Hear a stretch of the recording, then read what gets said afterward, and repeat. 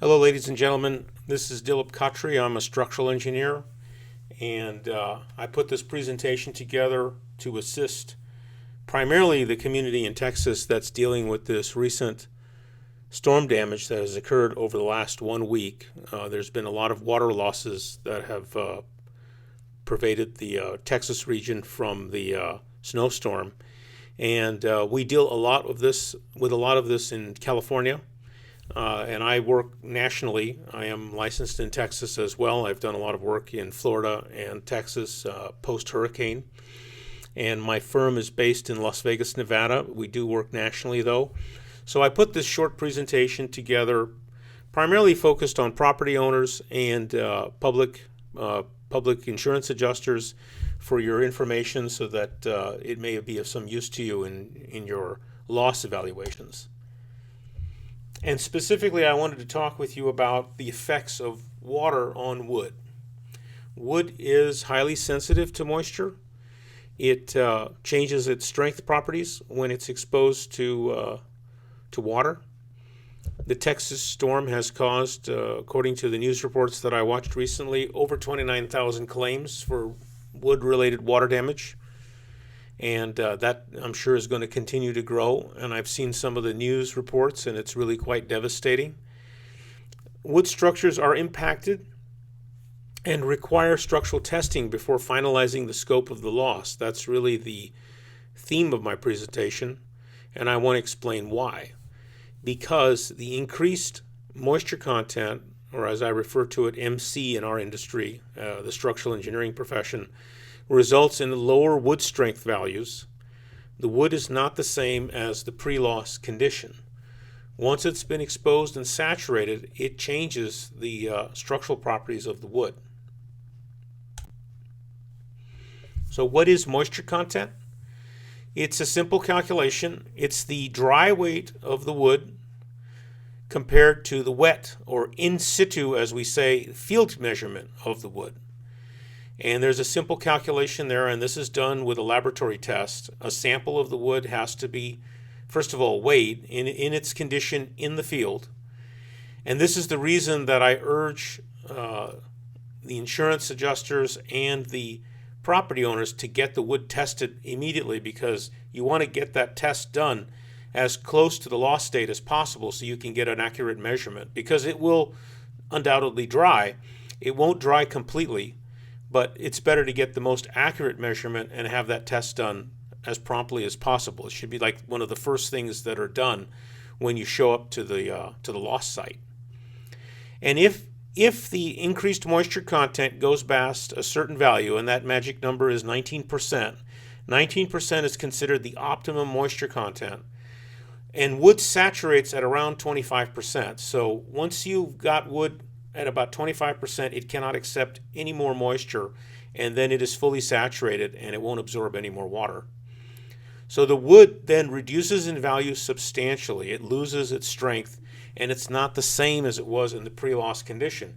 Not just structurally, but it's also not the same in terms of its ability to resist fire, to resist dry rot, and it will attract termites also. So it has structurally changed. This is a graph that I took from a reference. It's from the Wood Design Manual. Douglas fir is the predominant species that are used on the West Coast. And then the other two, red spruce and longleaf pine, are used in other parts of the country. And what you see here is the relative crushing strength as you increase your moisture content. And once you go past, as I said, 25% is pretty much your saturation limit.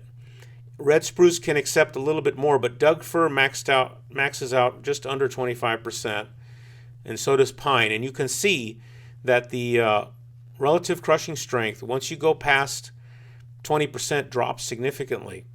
19% is the maximum value, the optimum moisture value for wood delivered to a job site for construction is between 12 and 19%, but we never like to go past 19%. And if it's too dry, like 5%, then you have other issues. You'll have drying shrinkage and other problems. So we don't want the wood to be too dry, but we do want it to have some moisture, but not too much moisture. And so these are established facts. These are written into the code documents. This is not any new knowledge that I'm sharing with you. I think a lot of insurance professionals are not aware of this, and that's why I'm bringing it to your attention.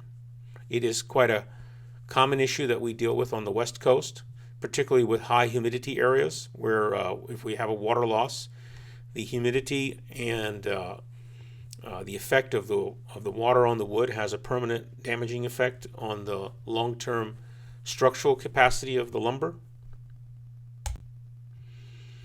And this is another graph also taken from the Wood Handbook, which shows the decrease in compression strength as the moisture content increases for different values of we use for measuring compression strength. But this is a relative strength comparison. And these were done by different tests, by different researchers. Those are the names there. And you can see that they all point consistently downward. Especially when you pass 20%, you really start to lose a lot of strength. Your wood basically becomes almost half of what it would have been under optimum circumstances. Another important parameter to understand is that the moisture content will vary as you measure it from the surface to the center. And so there are a lot of tests that are done using a moisture meter. That moisture meter will only measure the moisture remotely on the surface, even if it's calibrated properly, but it won't measure the true moisture content of the wood to tell you how much it's varying. So here I've taken a few slides to document it, and I'm sure those of you in Texas know more about this than I do, but look at the water damage. It's quite extensive. And so what I'm urging you to pay attention to is that leaving the wood in place and drying it out may not really be the true scope of your loss. It may involve structurally replacing some of these wood members, maybe even restructuring and reconstructing some of these buildings, because the permanent damage to the wood is long-lasting and it is irreversible. Drying it out will lead to other issues with termites and potential dry rot issues that can pop up later on.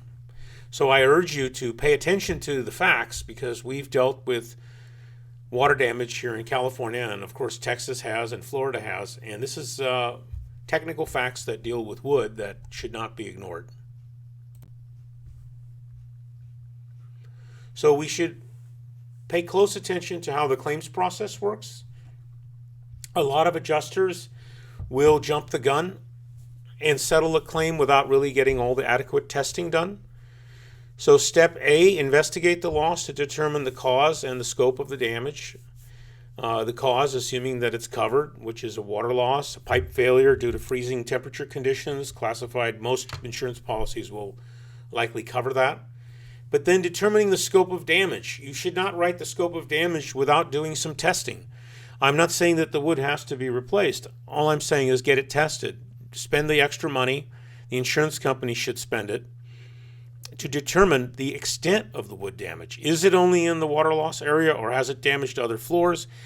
And the wood damage can be divided into two categories. There's cosmetic damage, which is obviously what you can see, and then there's long-term structural damage. And if it's long-term structural damage, it may not be, quote, repairable. It may have to be replaced. I'm not saying one way or the other. All I'm saying is get the test done. But you should get the test done promptly to determine the scope of the structural damage, a moisture content test, and several structural tests. Those have to be done in a lab. They can't be done in the field. You have to extract a specimen and send it to a lab and get it tested. After you get the test results, then you can refine or correct the scope of the repair or replacement to restore the structure to its pre-loss condition. And that's when you can do your cost estimate.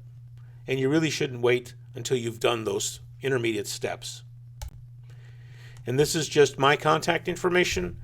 We're certainly available to help you, and we do have done a lot of work in Texas. As I said, I am licensed there. And I wish you well with your loss evaluations, and we look forward to hopefully work with a few of you out there. Thank you so much.